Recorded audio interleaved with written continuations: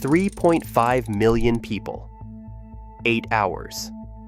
That is the only math that matters if Kariba Dam cracks wide open, and the engineers watching it say the timing of that failure is, in their own word, indeterminate.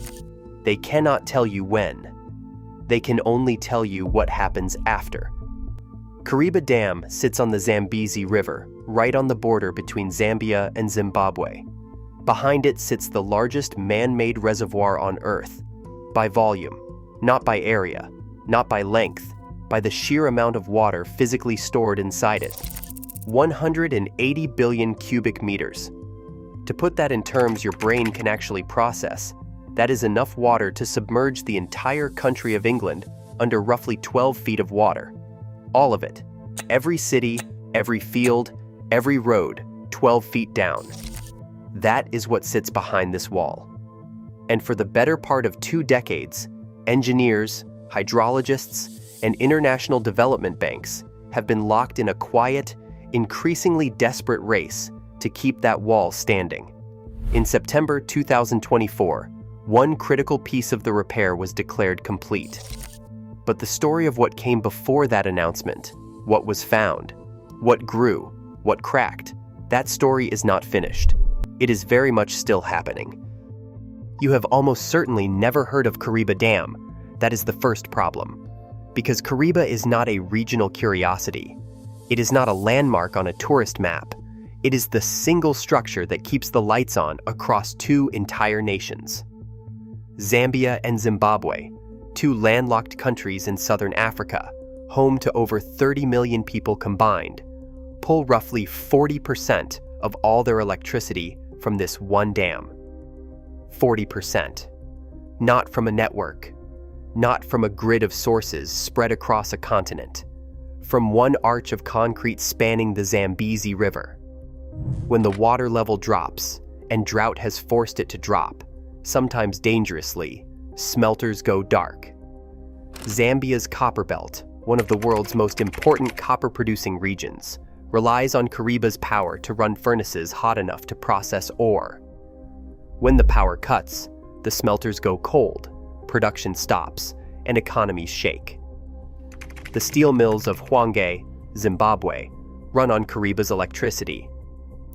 The water supply systems that push clean water through pipes into Harare and Lusaka, cities that together house roughly 3 million people, those pumps run on Kariba's power. Every tap turned on in either capital city is, in a direct and physical sense, connected to the integrity of a dam wall built in 1959. So when engineers talk about Kariba failing, they are not talking about a local flood. They are talking about the collapse of a foundational system for a region of southern Africa. The dam and the catastrophe are inseparable. Let's go back to the beginning, because this dam's history is as audacious as its scale. Construction started in 1955. A French engineering firm broke ground on what was, at the time, one of the most ambitious civil engineering projects ever attempted on the African continent. The Zambezi River at Kariba Gorge is not a gentle waterway. It is fast, deep, and powerful. Building across it meant working in one of the most geologically complex corridors in southern Africa. Fractured rock, variable foundation conditions, a river that does not give up territory easily. The project took 4 years. People died during construction. The Tonga people who had lived along the river for generations were forcibly displaced. Roughly 57,000 of them moved away from the valley that would be drowned beneath Lake Kariba.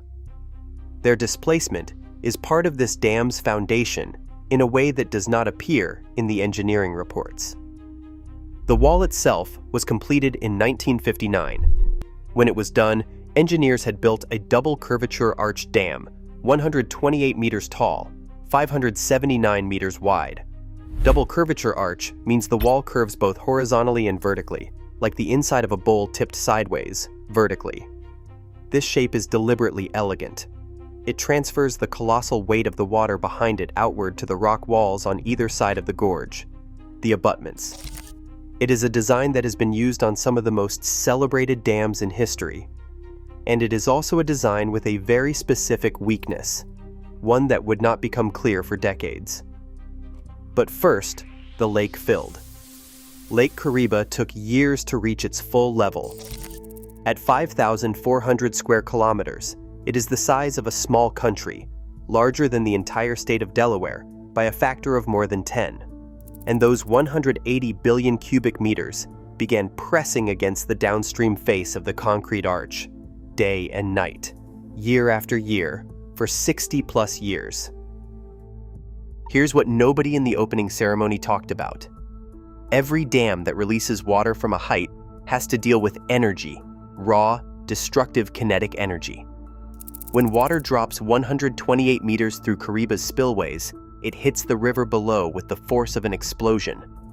If that energy hit bare rock, it would scour the riverbed deeper and deeper, eventually undermining the dam's foundation from below. Engineers knew this.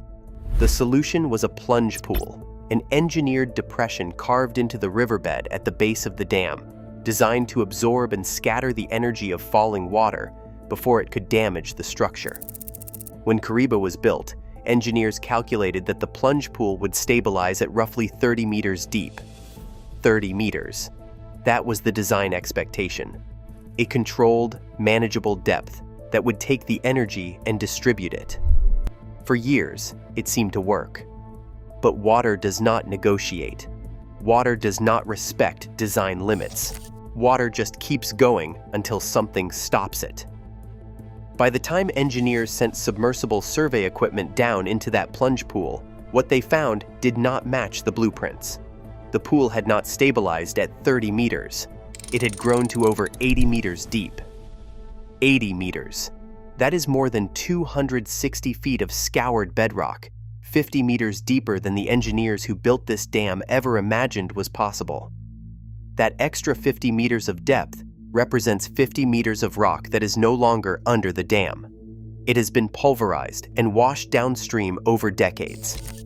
And as the pool deepened, it crept closer, in geological terms, to the base of the dam's foundation. A 2010 survey made the alarm impossible to ignore. Not only had the plunge pool grown to catastrophic depth, but engineers measured that in the preceding 10 years alone, the pool had deepened by 10 additional meters. 10 meters of rock, in 1 decade. The rate of erosion was not slowing down. It was continuing on a trajectory that pointed directly toward the foundation of the dam. Dr. Manazi Mool, the Chief Executive Officer of the Zambezi River Authority, the body that jointly manages the dam on behalf of Zambia and Zimbabwe, reviewed those findings and used a word in his official communications that stopped engineers cold: indeterminate. He described the timing of potential structural failure as indeterminate. That word is not engineering jargon. It is a plain admission that nobody can tell you when. Engineers can model probabilities. They can run failure simulations, but they cannot give you a date, a year, or even a reliable decade within which this dam would give way if the erosion and the cracking continued unchecked. Indeterminate means the clock is running, and nobody can read it. For a structure holding 180 billion cubic meters of water upstream of 3.5 million people, that is not an unacceptable answer. That answer, combined with the 2010 survey findings, triggered an international response that would take years to assemble and even longer to implement. The response came in 2014. After years of technical studies and diplomatic negotiation, a $294 million rehabilitation program was approved, one of the largest dam repair projects ever undertaken in sub-Saharan Africa. The money came from a coalition of international lenders: the World Bank, the African Development Bank, the European Investment Bank, and the Swedish International Development Agency. 4 separate institutions agreed to fund the project. That is not routine. That happens when the risk assessment is serious enough that the international community recognizes the cost of inaction exceeds the cost of repair by an enormous margin. Work began in 2016. The Kariba Dam Rehabilitation Project, the KDRP, would reshape the plunge pool, reinforce the foundation, and refurbish the spillway system. The plan was straightforward on paper. The execution was not. Almost immediately, contractors encountered a problem that no amount of pre-project planning had fully anticipated. The rock beneath the plunge pool was far more fractured than the surveys had suggested. The geological foundation was not behaving like solid, predictable material. It was behaving like what it actually was, a 60-year-old fractured quartzite and mecascist formation that had been under sustained hydraulic assault for decades. The project, originally scheduled for completion by 2025, was pushed back, then pushed back again.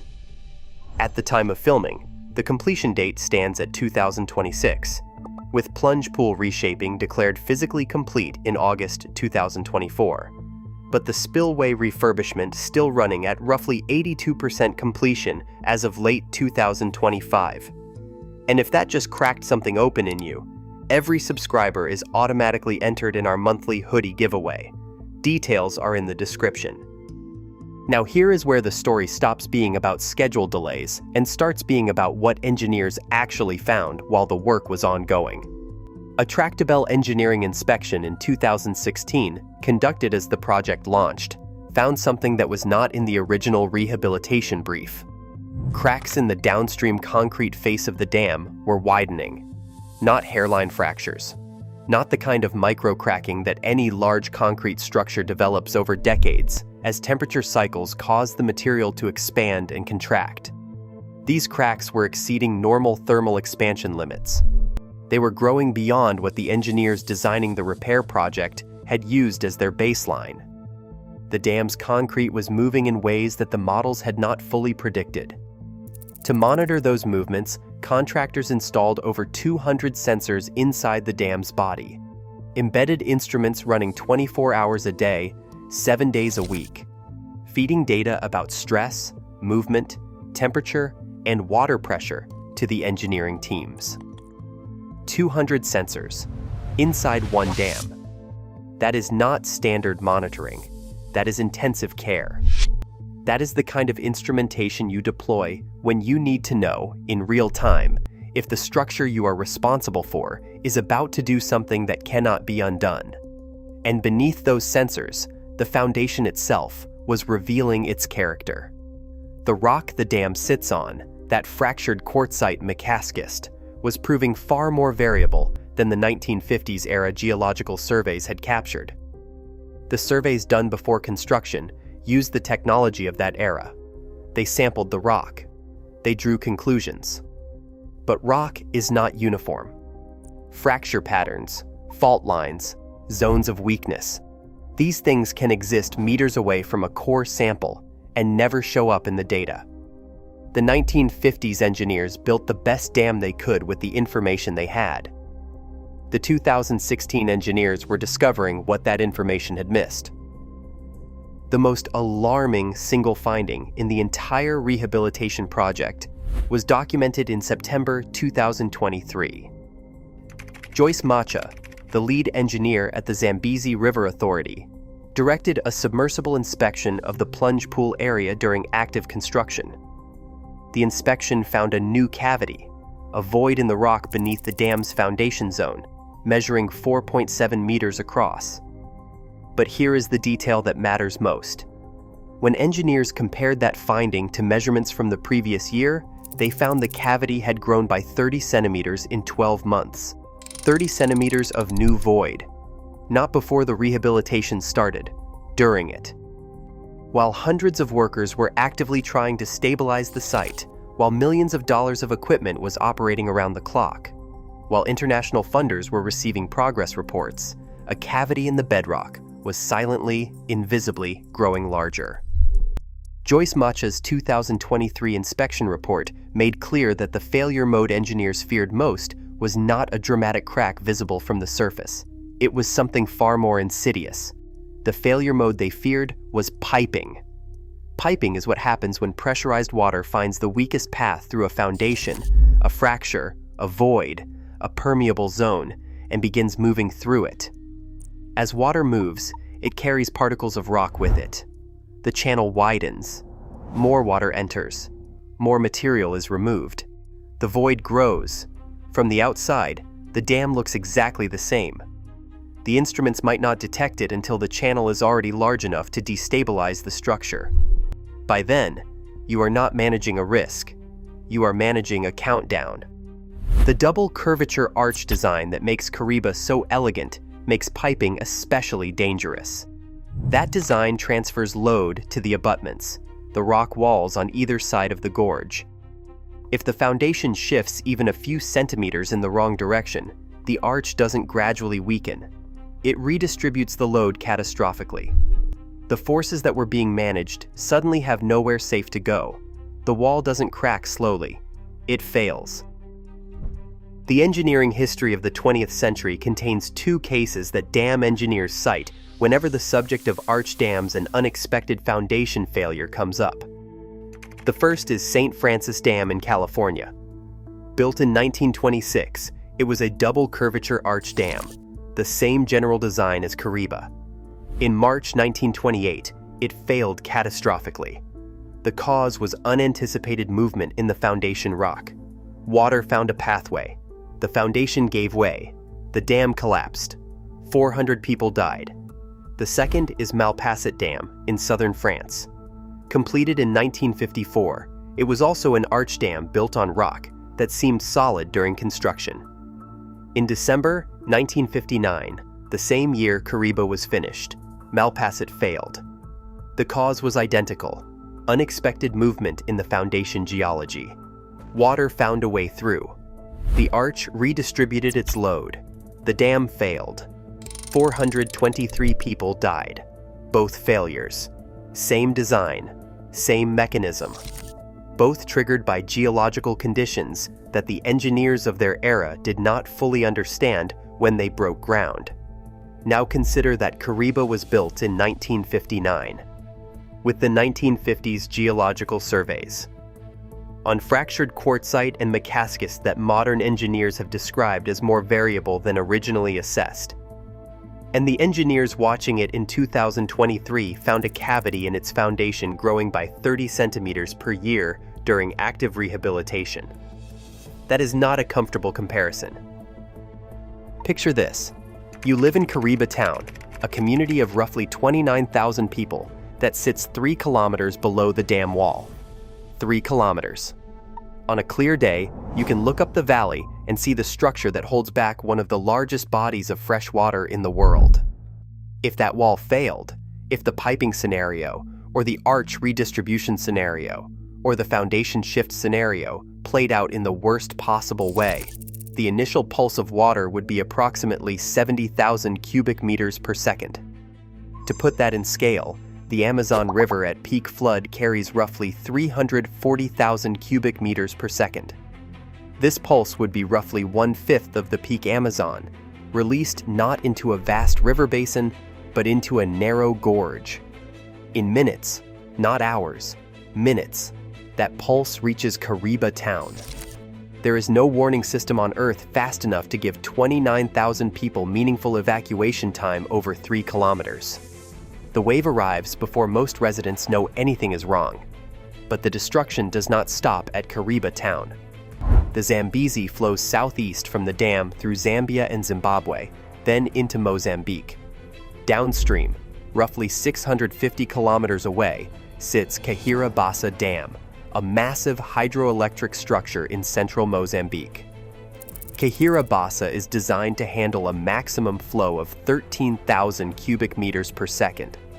A Kariba failure pulse of 70,000 cubic meters per second would hit Kariba at more than 5 times its maximum design capacity.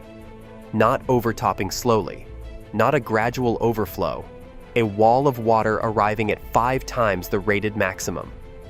Kariba would not contain it. It would cascade fail. And when Kariba goes, the pulse continues downstream toward Teta, a Mozambican city of roughly 300,000 people. Hydrological models place the arrival of that combined flood wave at Tete within approximately 10 hours of the initial Kariba failure. 10 hours for 300,000 people. Most of them with no knowledge that anything has happened 650 kilometers upstream. There is no cross-border coordinated evacuation plan that has ever been fully tested at the scale required.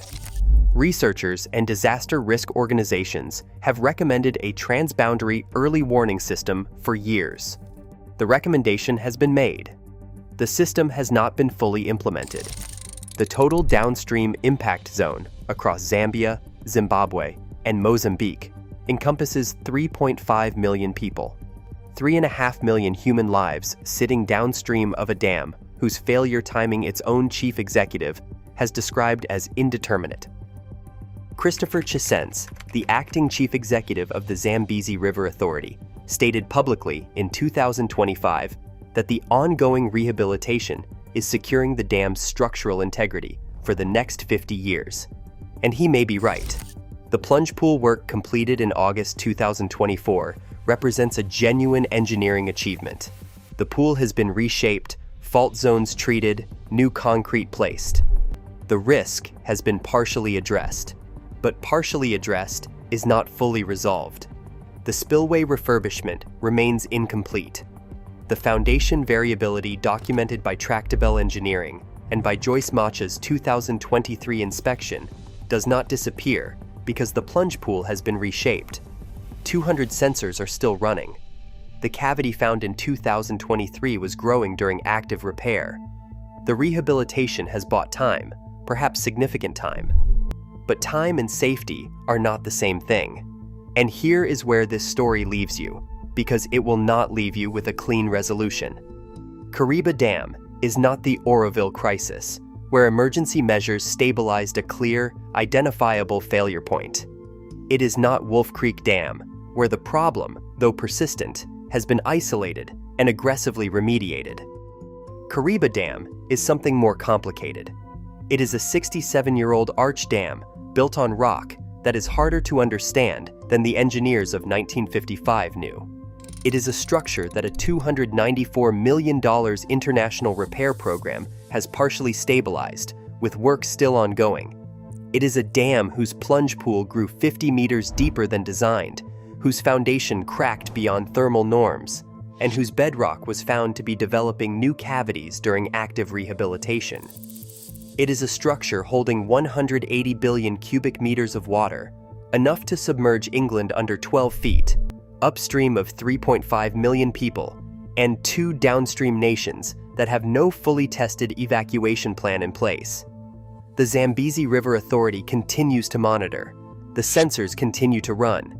International funders continue to report project milestones. And downstream, in Kariba Town, in Tete, in the Zambezi Valley communities that have no idea this story is ongoing, people go about their lives beneath the weight of water they cannot see.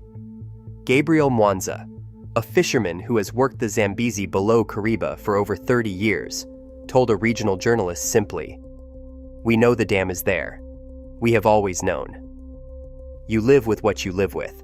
That is not fatalism. That is the reality of living at the downstream end of a decision made by engineers in 1955. You live with what you live with until the sensors stop being enough, until the cavity grows past the point the concrete can compensate, until water finds the path that no amount of grouting predicted. Indeterminate does not mean never. It means nobody knows when. And 3.5 million people are living inside that word right now, in 3 countries, across a river valley that stretches from Zambia to the sea. If 3.5 million people can live downstream from a dam with no tested cross-border evacuation plan and a foundation growing cavities during active repair, grab your free disaster preparedness toolkit. The link is in the description. Know your routes. Know your warning signs. Know what you do in the first 8 hours. Because at Kariba, 8 hours is all the downstream math gives you. And warnings, if we do not act on them in time, do not stay warnings forever.